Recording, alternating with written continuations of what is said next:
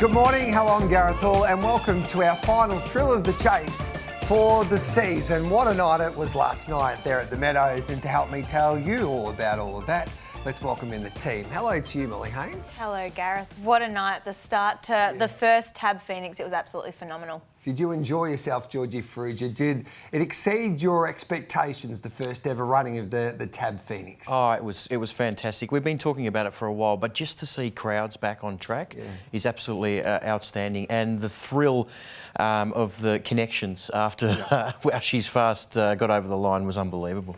Let's see what's on at the show this morning. Of course, we'll be reviewing the Tab Phoenix, and it was a terrific night there last night. There were so many great stories, even outside of the winner, Wow, She's Fast.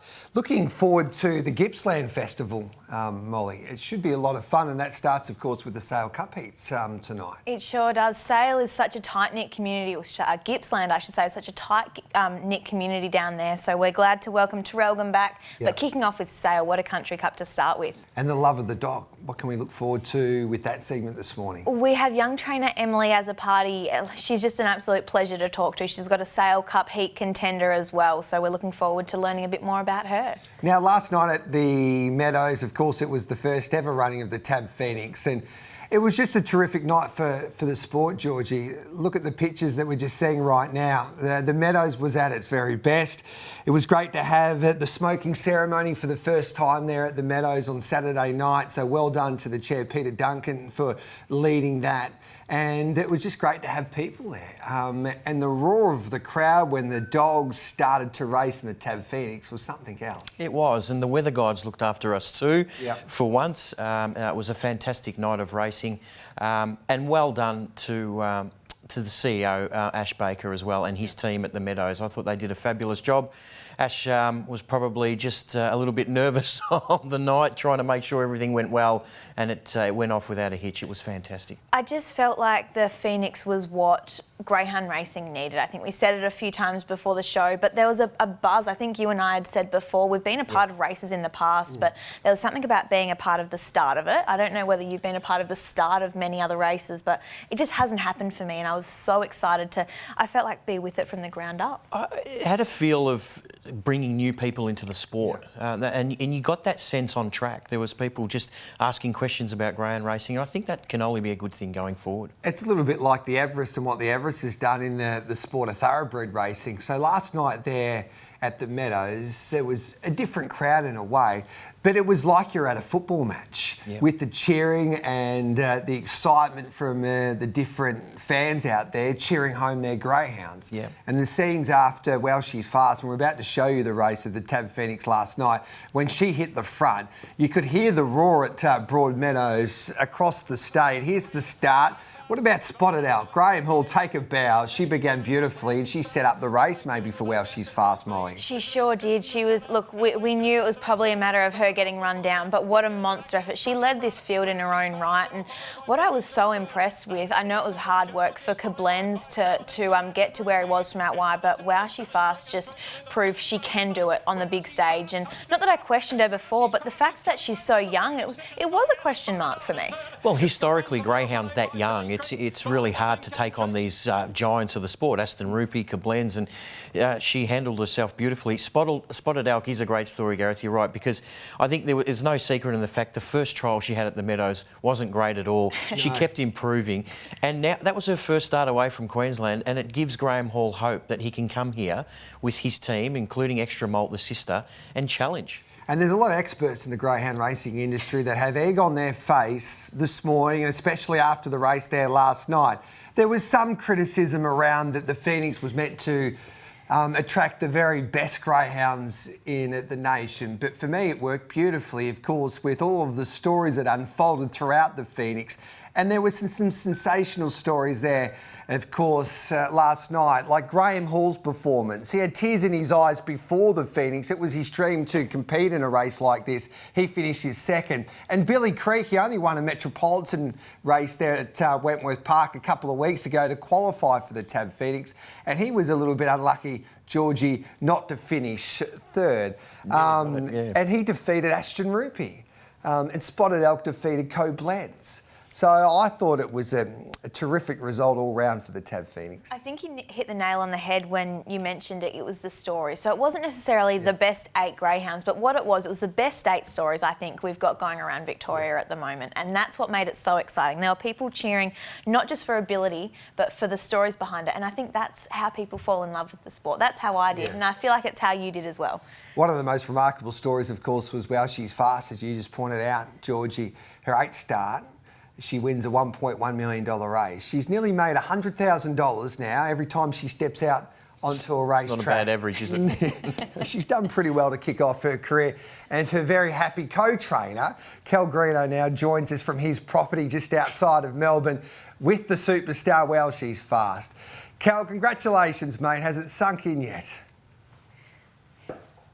Yeah, thanks, Gareth. Yeah, it probably has. Been a bit of a tough night, but probably had a couple more drinks than I should have had. But apart from that, everything's okay. Cal, congratulations on the victory. Look, I think her ability has never been questioned. But were you surprised that she was able to step up to the plate at only start number 7 against some of the giants of the sport like Aston Rupee and Koblenz? Yeah, George, look, Aston Rupee's obviously a superstar and she may not be as quick as him, but I think the box draw went quite well for us, that she looked like she was going to get that little bit of room, and she doesn't really know who those dogs that she's running against, so I guess she just thought it was just a dog race and just did what she had to do. But yeah, look, it's always tough taking on the best dogs in the sport when you're only a young competitor, but she's done quite well. Now, Kel, we saw some vision of her heading to the boxes last night, and she just seemed to be such a proud, striking dog. Is that what she's like in the kennel? She looks pretty comfortable there. Yeah, she's pretty comfortable. Look, she actually knows how to bring on a game face, and nothing really phases her. She's not a timid dog. She's a happy dog. She loves everybody. She's very easy to train, and just makes it a lot easier when you just got a dog like her. Cal, you've had so much success in the sport of greyhound racing, but have you ever experienced a night like that last night with the atmosphere and the way that your dog went and how popular she was? You were still signing autographs as I left at about 11:30 last night at the Meadows.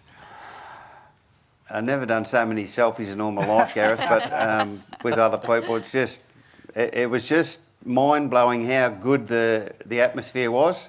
And as you said, like a bit of an AFL crowd cheering on. I've never experienced that in dog racing in all my life. So it was a really good thing to happen. Brought all of our guys that were in our group all forward, and they cheered and knocked the fence over and just went crazy. So that was all good. Cal, what does a race like the Phoenix mean for people going forward in this industry? We discussed it a little bit earlier, where it had a feel of people that aren't necessarily greyhound fans, but they might be now, and it just seemed like your group really sort of got engaged with the sport after the victory. George, if you knew how many people came up to me and said they want to get involved in greyhound racing, it was mind-blowing. They just couldn't believe the experience. They loved it. They just wanted to get more part of it, and it's probably achieved that in people that were never going to be involved and now maybe want to be involved, and probably helps our industry go forward. Sounds like you need to expand your kennel a little bit, Kel, so that you can fit in all these new owners. But you spoke to Quinny last night before. I don't think so. You spoke to Quinny last night before the Tab Phoenix itself, and he picked your brain about Zach's entity, who's in the Sale Cup heats tonight. I know you gave an update last night, but any changes this morning? How's your little enigma going to go come Sale Cup heat time? Your guess is as good as mine, Molly. We'll just put him in those boxes and hope he actually keeps his mind focused, and if he does, he'll run a big race. If he doesn't, well, I'm just hoping that never happens. But hopefully he's in a good space. He seems to be feeling good today, and we don't really know what's going to happen, so I can't really help you there. And can Well She's Fast have a chat to him, Cal? Yeah, that'd be great. Yeah. Just say this is how it's done. Yeah. Just have a bit of a talk. Yeah, that maybe might give him a few pointers on what to do. Yeah, and with the thrill of the chase, we had David Gill and Koblenz, and Koblenz was sitting on David Gill's lap straight after the Tab Melbourne Cup. And the response that I got that from the viewers here of the Thrill of the Chase, they just completely loved that. They didn't quite understand that these athletes can do what they do on the racetrack and then be so pleasant and just love lounging around and doing nothing on a couch. And it's great to see She's Fast doing just that, Cal. She's quite content on your lap there, enjoying her Sunday morning. Does she realise what she just did there last night? How much money she has made you? Look, I don't think... She has no idea, but she was in a lot of photos herself last night. I couldn't believe how many people wanted to get a photo with her. So, yeah, look, greyhounds are probably a lot different than most people think, and they are friendly and they do want to race. All of those things that you wouldn't believe. But dogs live for racing. They love attention and affection, and we try and give them all that all the time. And I was a fan last night as I was walking out. I got a photo with She's Fast and Cal and the team. So it was great, and everybody was just sitting there patting her. You would have had hundreds of people come up to her there last night after she had just won the Tab Phoenix and give her so much love. And for mine, that's the best part of the industry. Oh, I feel bad for leaving to go home a bit early, because I wouldn't have minded a bit of a cuddle with She's Fast. Yeah. Did she get that ice cream? Did you stop off at McDonald's, Cal? Yeah, Yeah, we did. Yeah, look, we had a bit of a traffic hold up on the way home. They decided to have booze buses and on the freeway, which really slowed our trip down. But we eventually got home and it all turned out good, and she got her ice cream. Congratulations, Cal, and send our love and congratulations as well to Jackie, of course, after taking out that Tab Phoenix. It's hard to believe, another $1.1 million race, $750,000 to the winner, but I think it's only going to get bigger and better as the years go on, the Tab Phoenix. So well done, Cal. Congratulations, mate. Thanks, Gareth. Thanks very much. Yeah, the Greenos are a wonderful greyhound family, and it's a story people will be telling for quite some time now, Georgie and Molly. Yeah, it is. And I think we discussed it a couple of weeks ago on the show. They've probably got the best young team of dogs they've had in a while. She's refined, obviously. It was a very fast winner on Tab Melbourne Cup night, but it's great to see the dogs on the couch, as you mentioned. They are the best couch potatoes greyhounds. Unbelievable. Now, one of the other highlights there last night was the Tab Phoenix match race. Now, this was between the two greyhounds that were the reserves for the Tab Phoenix. Music event in the white rug, and on the inside, Lala Kiwi. Now, Georgie, they backed Lala Kiwi off the map, but the Kyala greyhound had something to say about that. Yeah, he certainly did. And look, he defeated a greyhound in red-hot form in Lala Kiwi. And I think at this stage, Gareth, we were thinking, can she hold on? And we thought she was going to, but music event was absolutely outstanding. Pardon me. And that's what match races are supposed to be, real close. Absolutely, but I think you and I were both a bit lost for words after this happened. We obviously knew Music Event had the talent and the speed, but what he did to Lala Kiwi was beyond my comprehension. But look at this in good time as well. But I'm glad we got to witness that. It was a very exciting match race. And do you know what I love about match races? It's a dog taking on another dog, of course, but then the connections get a little bit fired up too, because it's like your football team taking on another football team. And Mickey Carter couldn't believe the disrespect for Music Event there last night. He thought that his greyhound should have started favourite. I had a chat to him out the back. Yeah, it's 240. Ridiculous. So hopefully you had a win on the punt there, Mickey Carter. And he believes that next year, or even this year, he deserved a spot in the Tab Phoenix. So it was great to see the passion there from Mickey Carter after the race. What about the Tab Ballarat to the Meadows final? Now, this was a race earlier on in the night, and Molly,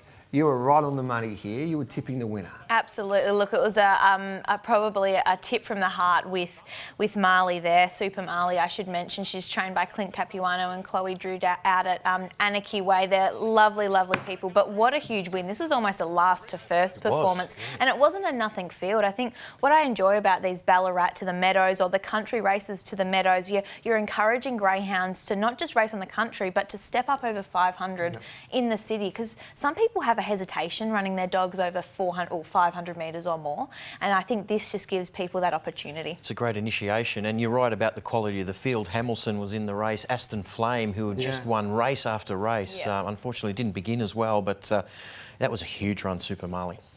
The greyhound that helped me fall in love with the sport of greyhound racing was Whiskey Ride. He won a Melbourne Cup for Anthony as a party, and Anthony's just a wonderful ambassador for the sport of greyhound racing. And Whiskey Ride, of course, is a Brindle and Dawn greyhound. That's the colour of this dog. So they had it's like a greys race on Oaks Day. So dogs with that colour were only allowed to race in the Whiskey Right. And this is what happened, Molly. Your great friend took it out. Absolutely. Jack Smith, who had Jungle Juice, obviously, in the Phoenix, he pulled away with a win for Irinka Riley, I should say. George, you mentioned, I think this was the worst kept secret on course last night. Irinka Riley trialled pretty well last week, I should say. And he certainly came away with that very, very well. There was, let's put it this way, there was a few happy punters upstairs, especially for their Maltese, Gareth. Yeah. There's no better tip or whisper at the track when you can see that a dog's trialled the house down and no one really knows about it, and then the rumour or the word spreads around track, and everybody or second person you talk to, have you heard the tip about the one that trialled the house down during the week, Gareth? All of a sudden it's $3 into $1.80. We missed the price, but that's why we love racing. And the roar when Irinka hit the front and led onto that first bend was something else. Hey, we'll take a quick break here now on the thrill of the chase. Still to come, Molly's love of the dog. Georgie's got one to watch. We'll also preview, of course, the Gippsland Festival, which of course starts tonight there with the heats of the Sail Cup.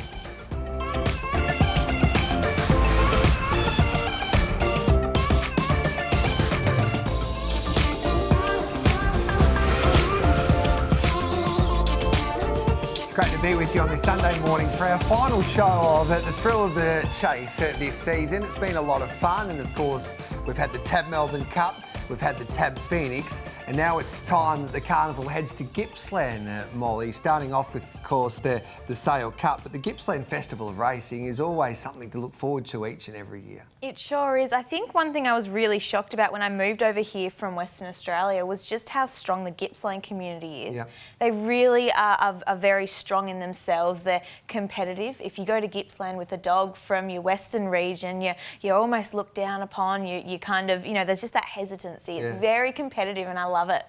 So the Festival of Racing in Gippsland, we've got the Sail Cup, Warragul Cup, and can't wait to see what Traralgon looks like with their new track. And just explain what the Traralgon new track will do for the sport, Georgie.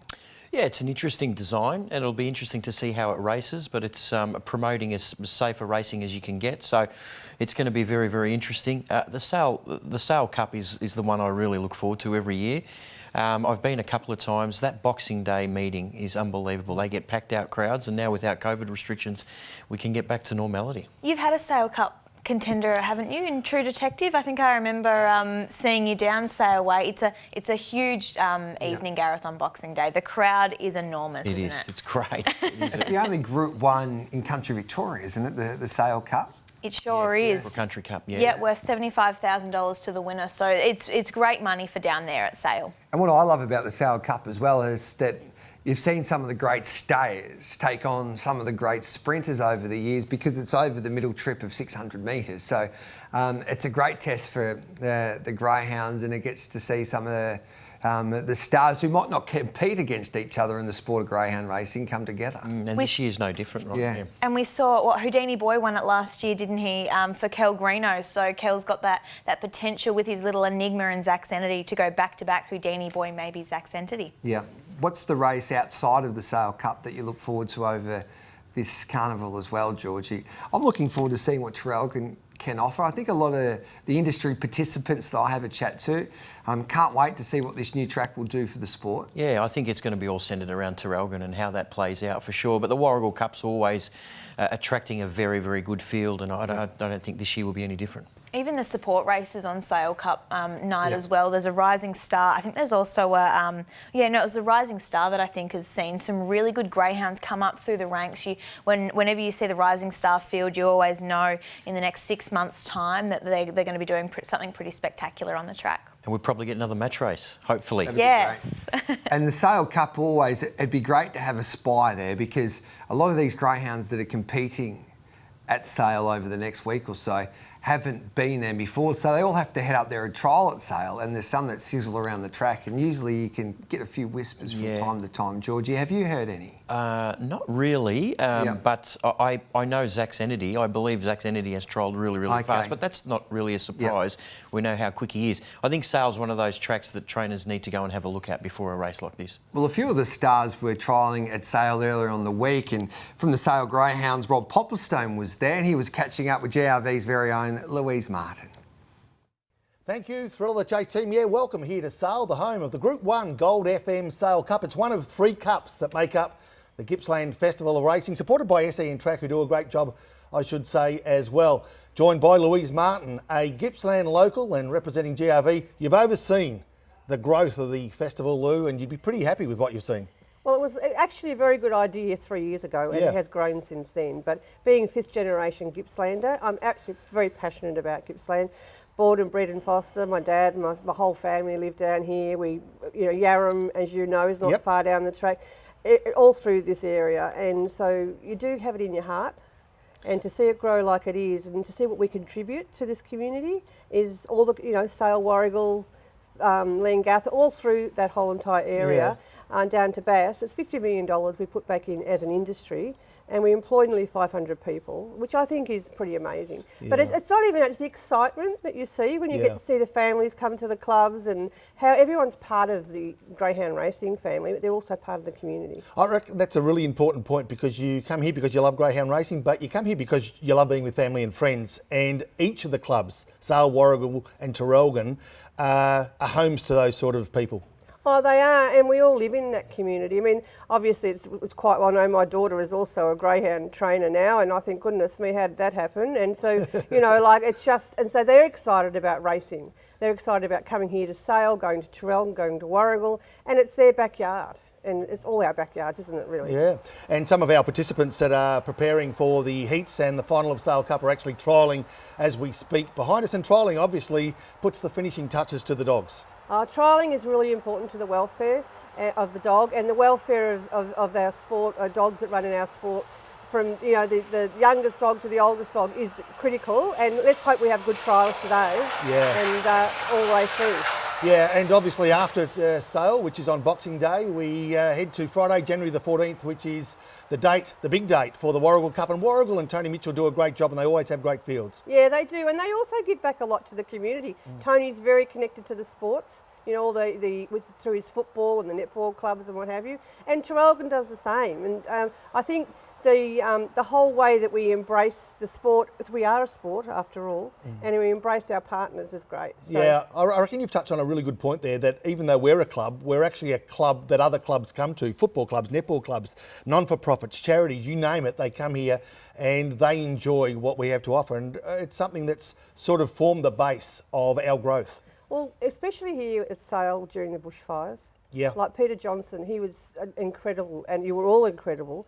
And we opened up our tracks to people who, with all dogs, not just greyhounds, any animal that needed to be, made safe during that period of time. And we contributed $100,000 back to the bushfire appeal. That was at GRV and clubs and the community.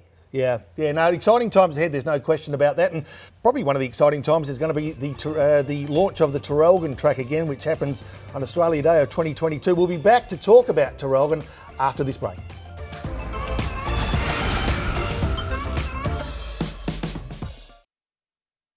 Look, we closed in 2018 when a decision was made between the club and Greyhound Racing Victoria that our old track was not as safe as it should be. So for the welfare of the animal, we closed it down. Immediately, as the club manager here, I sought reassurance from Alan Clayton and the GRV board that they would rebuild something here at Traralgon. I mean, from that point, what we did is we tried to develop something that is the safest venue possible for the greyhound. Safe racing for Greyhound Racing Victoria and all greyhound racing in Australia is the most important thing. So in developing Traralgon, that was the core of what we wanted to do, make racing the safest for our dogs, and we've done that. The design is all about the greyhounds getting to the first turn and sorting themselves out before they get there. So in essence, they probably will run around the turn in single file, for want of a better word. So they'll sort themselves out, hence less collisions. The back straight is angled inwards so that they come in on a transition into the turn rather than just have a snap into the turn. The racing should be cleaner and the fastest dog should win. So in essence, we're running for ability and not for luck. So it's that's good for wagering and good for safety and good for the participants that come here. I think we're moving away from the traditional two-turn tracks. Statistics will show that one-turn tracks are safer for the animal than two turns. So we wanted to head down the one-turn track. Although the participants traditionally are adverse to change, they've really embraced this. They come, they see the venue in real life. We've had a few open days and they've come. And they really embrace it, and what it looks like on paper is completely different to how it performs when greyhounds are running around it, and completely different to what they see in real life. So initially they were reserved in their opinion, but having the open days and having them trial their greyhounds here, they love it. They think it's probably the greatest thing that greyhound racing's done in the last 20, 30 years. Traralgon Greyhound Club, before we closed, was very community minded anyway, so we had a lot of community support and a lot of community groups use our venue for free.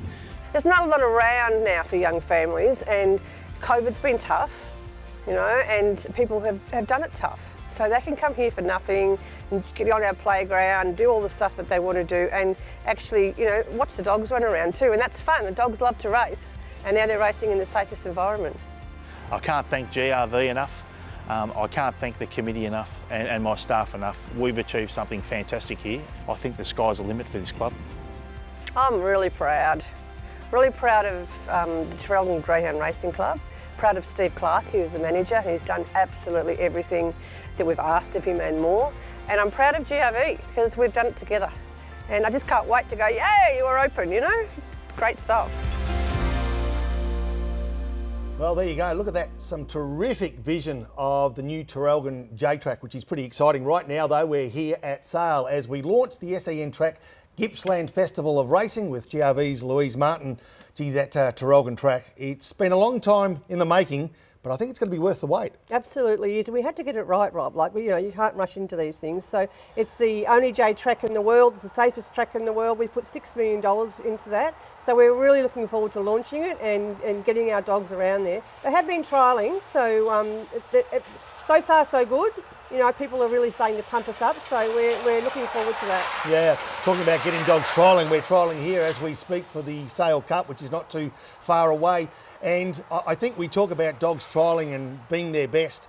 You can't mention Traralgon without mentioning one of the best in Jesselenko. I did ask you not to mention Jesselenko. Yeah, you did. Being an absolute die-in-the-wool Collingwood supporter, yep. The whole idea of even saying his name, actually, no, but Terry Norris is very, very good. And yes. We've had some great dogs, and Jesselenko was one of them. Catch the Thief is another, and there's quite a few from Gippsland. As I say to anyone else in the state, Gippsland has the best dogs, but I'm not allowed to say that. Oh dear. No, I think it's all too late. I know that both Sale and Warrigal are excited about Traralgon being back in the fold for the Gippsland Festival of Racing. We should mention those dates again. Boxing Day is when it all happens. In fact, it's happening right now, when it all happens here at Sale. And don't forget too, Warrigal January the 14th and Australia Day. We're back at Traralgon for the big Traralgon Cup. Thanks to Rob Popplestone and Louise Martin there at Sale. And that J-Track, Molly, I can't wait to see racing there. Absolutely. There was so much work that was put in behind the scenes. Participants voted on which track they wanted. Yeah. And I think everyone, like you mentioned with the Phoenix, there's sceptics, but I think now people are trialling on it. They're seeing it in person. They're really enjoying it. Yeah. Is that the future down the track, say, in 15 to 20 years' time, Georgie, that we'll be racing on more J-tracks and straight tracks? I'm not sure. I hope we don't go away from the one-turn tracks and even the two-turn tracks at the Meadows and Sandown. I think that they're as safe as they can be and they're terrific spectacles. But you always got to be innovative and try different things, and I think GRV need to be congratulated for that. Yeah, and even at the Meadows last night, you're still right on top of the dogs. It's so exciting, isn't awesome. It? Yeah. And you can hear them gallop and you can hear the lure and the anticipation before the race. From a viewing point of view, it doesn't get much better for sporting fans, for my mind. I think that's what I missed most about being on course, was hearing the dogs' footprints as they thunder past you. It's like nothing else. We've got the For the Love of the Dog segment coming up next. Really looking forward to that, Molly. Nicholas Quinn is back, of course, from the tab, and he'll go through the Sale Cup Heat markets for us. And I think, hopefully, Georgie, you can help us back a couple of winners there tonight at Sale.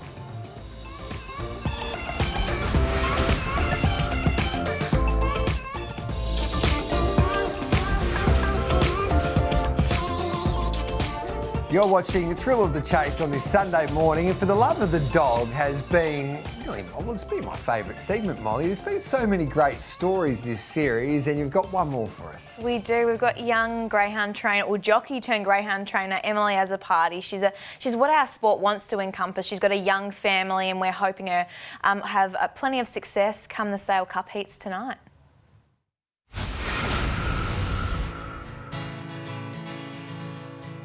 Welcome to For the Love of the Dog. I'm here with young greyhound trainer Emily as a party. Emily, welcome. Thank you. Thanks for having me. Now we've got a bit of a Gippsland Festival theme heading into this episode. You've got a contender for the Sale Cup heats in Stay Strong. Can you talk me through how this greyhound came into your care? So we had two boys. They're already involved in two other dogs that we have, Paul McDowell and Daniel Bowman. They were essentially wanting one that could have a good racing career but they could breed with afterwards. So we contacted Jason McKay and he put us on to her. And you've had a little bit of success with her so far as well? Yep, so she's had 4 wins since being with us. 3 of those have been city wins. She was actually my first city winner that I had, so yeah, she's been good for us so far. And she's a little bit of a quirky character in the kennels as well? She is. She's gotten a lot better the longer we've had her. When we first got her, she was definitely a bit of a handful, but the more she's settled in, the more she's racing and more settled into routine, she's definitely gotten a lot better. Now you and your partner Matt Lanigan shared a Sale Cup connection a couple of years ago with Webleck Eagle, who won a Sale Cup. It was, I suppose, the first Group 1 you're a part of, whether it be on the sidelines. How was that experience for you? Oh, it was great, very exciting, and obviously Matt's from up that way and a lot of his family still live up that way, so they were there to share the experience with us, and we love the dog. He's definitely one of our favourites, so yeah, it was a really great day. You're a former jockey turned greyhound trainer. How was that switch from the horses to the dogs been for you? Very different but sort of the same as well. I mean, both are very routine, both obviously in racing. I love racing and the competitiveness of everything, and a lot safer greyhound training, which is definitely more ideal since having my son Noah. But yeah, I enjoy it. I enjoy it just as much, if not more, probably. Now you mentioned your son Noah. He's just over 1, I believe. How has he fit into your lifestyle with the dogs? Oh, he absolutely loves the dogs. We joke around and say that he actually loves them more than people. Both my mum and Matt's mum are always happy to step in and look after him if we're going racing, or we also bring him with us a lot, and he works in really well. Yeah, he's a very good baby. You and Matt have recently established yourself here in Murniong. Can you talk me through how you guys came to settle here and what it's been like for you? So we'd been looking to go out on our own for a while, just sort of needed the right place to do it, and we found these kennels here, and it's a very good setup, and just an ideal place to sort of get ourselves started. Now the dogs are, it's a full-on job. It's a lot of time. It's not a set and forget 9 to 5. Why do you continue to get up and do the dogs and balance with the family? It's very rewarding, not just for the winners that you get, but just to work with the dogs. Me and Matt both love animals, and his dad and my dad and and Heath that helps us out all love dogs, so it's all very worth it for all of us that we get to just wake up and do something that we love. And I suppose that the thrill of winning too, as you mentioned about having that competitive side, you still get that with the dogs even though you're not there on their backs. Oh, 100%. Yep, it's still the same thrill, yeah, same everything. And especially being out on our own doing it ourselves, it just makes it all that more rewarding. Well, Emily, thank you so much for your time. We've loved learning about you and Matt and little Noah as well. Thank you. Yeah, great story, Molly. Emily Ambers, as a party, is a star. And Georgie, she's your cousin. She is. Yeah. No, good luck to Em. She's trying to make her way as a greyhound trainer. It was good to see Uncle Mars on national television. Yeah. Uncle Mars is Georgie's uncle, and he's one of the most famous uncles of all time. He loves a punt, and hopefully you're feeling okay today, Uncle Marsy. And did he back plenty of winners last night? He did. Did he? Including one from Menangle, thanks to you. Yeah. Well, that's the first. He's actually won there after a night on the punt. Well done to Uncle Marsy. And Matty Lanigan's a great story as well. The boy from Swan Hill. And greyhound racing really came at a wonderful time throughout his life. And he spent a lot of time, of course, with Angela Langton and Jeff Britton. And now he's one of the rising stars, along with Emily in the trading ranks, Molly. He sure is. We saw some great vision of Webleck Eagle, who won a Sale Cup for Matt a few years ago, galloping up the straight track. It was just really good to go out there and meet the old dogs. I remember just the emotion from both Emily and Matt after that Sale Cup win. It was brilliant. Well, it's always great to catch up with Nicholas Quinn from the Tab. He is the face of the Tab, there's no doubt about that. He's got a new haircut and he's getting better with age these days, Nicholas. And I tell you what, Stay Strong family as a party goes around in the first heat with the Sale Cup. What price can I get? Well, is in contention, but the market mover is from box number 1. We've got 4 heats and 3 really well-backed favourites, and punters are looking to get the job done here with Amiga Tyson, who's been 280 into 240, now the dominant favourite. Hopefully for those that are anchoring a multi-bet can get the job done. From box number 2, there's been a little bit of support as well for Hank the Hustler, who's at $4.40, but a terrific betting race to start proceedings. And in the first heat from box number 1, Amiga Tyson, the punter's pick. All right then, Georgie, which way are you going there? Amiga Tyson was very, very good last week. Yep. There's a lot of speed in this race. Hank the Hustler is a group class animal. Just not sure where he's at the moment. But I'm sticking with the red. I think he'll be pretty hard to beat. Do you have an opinion here, Mol? I do like the red as well for the second Sale Cup heat. I just think Invictus Rising has had such a great preparation heading into the Sale Cup. He won a feature at Sale over that 650 metre distance. So I think he's probably going to be too good. Heat number 2 sees Invictus Rising take on Zach's Entity. I'm a little bit devastated McCauley's lad is a scratching because I liked him to win the Sale Cup this year, but it's not to be. Quinny, what's the market doing here? Well, it's a terrific betting race, but it's interesting the money has been for Zach's Entity, not only here, but the best backed runner in pre-post betting to go on and win the final. Currently the second elect at that quote. We know Zach's Entity's got a few tricks, but hopefully can be on his best behaviour and get the job done from box 6. Punters anticipate that will be the case. You can't. Can you back him at that price, Zach's Entity, Georgie? Can you trust him? Yeah, Cal's sort of, he even says, I'm just not sure Doesn't which way give you it's much gonna head. confidence, He doesn't. does he? He's up against, look, it's a bit of a match race, this. He's up against Invictus Rising, who Molly touched on, who's had a really good prep for this race. Yep. Won the distance championship in the lead-up in very, very good time. So it won't be easy, but we all know the quality of Zach's Entity.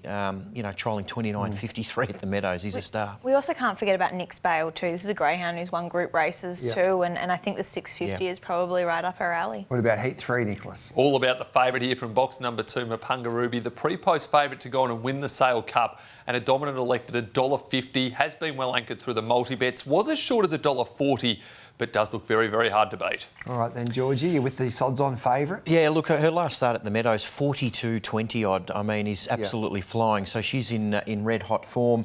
Graceland Bale and Bobby the Brute. You're a fan of Bobby the Brute. He's a star as well. So it won't be easy, but she's got enough early speed to lead and she'll be hard to beat. Molly? Yeah, I agree with you as well, but I really am liking Bobby the Brute's chances too. Yeah. Paul O'Bella says that he's the sexiest man in greyhound racing and he has Ashton Ulysses going around in heat number 4, Quiddy. He says he's even better looking than you, Paul. And a $5 chance there from box number 1. The best backed runner is Gypsy Wong from box number 3. Currently a $3.20 market leader, but there has been a move for one at very big odds here. From box number 5, limiting $34 into 26. Do you give limiting a chance for the multiples? George? Not sure in this race. This is a tough one, Quinny. Gypsy Wong, of course, fresh off a Group 1 win. She's had a look at Sale. I'm hoping Untapped does well, the national draft dog. She made the Boltrees final. I believe she's trialled well there. She's got enough pace to lead, so hopefully she can hang on. Trialling well there for Untapped would have been a monster effort. The drive from Warrnambool to Sale would have I don't even want to think about that. But I think this 650 would really suit her because she didn't quite get she did get run down heading into the Bold Therese. I think that 650 might just be there for her. What about the quality in this race, though, with Jarek Bale? I mean, he nearly broke the track record a few weeks ago. Aston Ulysses, as you mentioned. Fernando Frank's a star as well. He's one that's stepping up from that 500, 600 mark to the 650, Gareth. It'll be interesting to see how We've had some superstars that have won this race. Is it better suited to the sprinters or the stayers coming back in Trip, Georgie? I've sort of seen both sides win it. Yeah, all yeah. right. Oh, look, I've seen Dinah Nayland win one where he was Yep. a sprinter and then go on to win a Sale Yep. Cup, but I can't give you a definitive answer there, Gareth. Yeah. Molly, can you help me out? Well, I think it's probably for the stronger dogs because you're thinking you've got to back up. Yeah, there can be a big break in between heat and final, but having a 500-metre dog run that 650 is hard yakka. All right, then everybody waits for this segment now. Georgie's one to watch, and it's coming up straight after this on the Thrill of the Chase.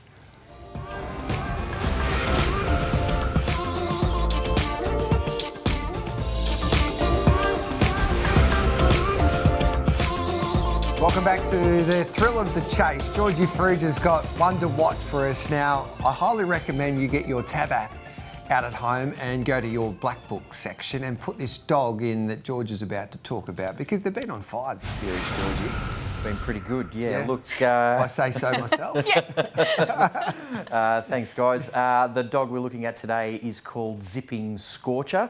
Started his career in New South Wales, guys. Recently joined Team Delbridge and has not put a foot wrong since he's come to Victoria. I think we're going to roll some tape here of his victory at Warrnambool off box 2. Missed the start a little bit, Molly, didn't he? And just ranged up and easily broke 22 seconds. Now, this is not going to be a greyhound that's going to be a city performer. I don't think he's going to run out the 500, but eventually he's going to get to 450, and his times have just been outstanding. His win at Ballarat was good and then backed it up at Warrnambool. He really powered to the line in very, very good time. So watch out for him. Now, Molly, I know you always have a great puppy photo, and I don't think it's any different this time around. So hopefully we'll get to see some puppy photos pop up on those screen. But he was bred by the Hallinan family in New South Wales and recently sold to Victoria. A big thank you to Camo for sending these gorgeous photos. So is that not something you just want to give a big cuddle to, Gareth?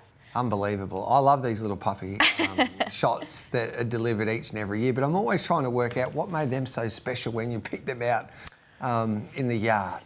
There is no Georgie? secret, I can tell you. I wish there was a secret. Me too. Yeah. There isn't. Now, well done, watch out. Georgie. One to watch has been superb all season. Well done. Beautiful, mate. You've really worked that plasma like no other. Oh, I'm getting better at it. Yeah, I know you are, Georgie. There's Georgie Farrugia there. We'll take a quick break on the other side of it. Nicholas Quinn will join us as well. It's time for our best bets to wrap up the Thrill of the Chase this season.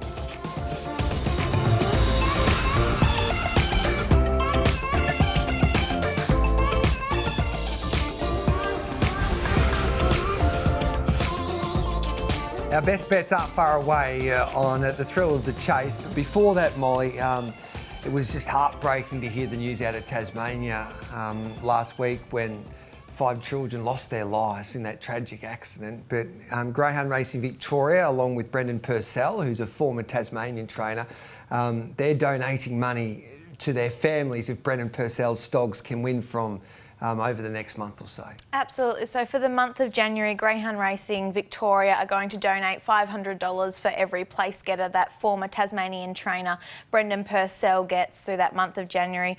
We wanted to let the families know that we're here to support them, and I feel like this is the best way we know how. So it just is another incentive for us to cheer on Brendan Purcell's a former Tasmanian's dogs, and hopefully they rack up some dollars in the month of Jan.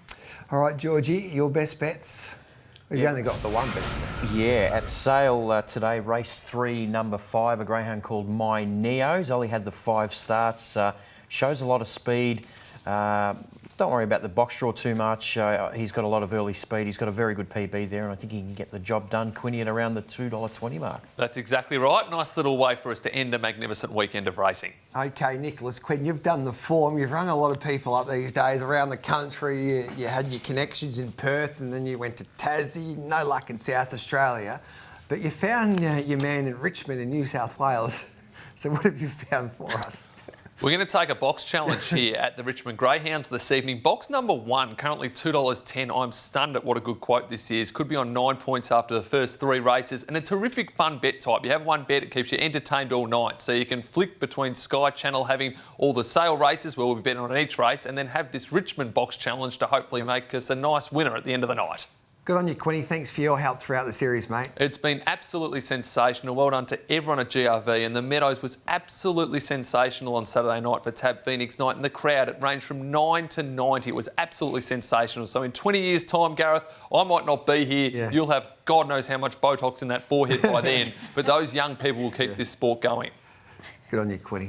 Loved your work. Hey, Georgie, Molly, it's been a lot of fun. Thank you to everybody behind the scenes, all the participants that helped out as well to make this show Thrill of the Chase. So much fun to be part of. You're a sensation, Molly. Well done. Thank you, Gareth. And good on to you, Georgie. Have a good Chrissy, mate. Yeah, same to you. Merry Christmas to you, Molly, and everybody watching. And what a month or so it's been in greyhound racing.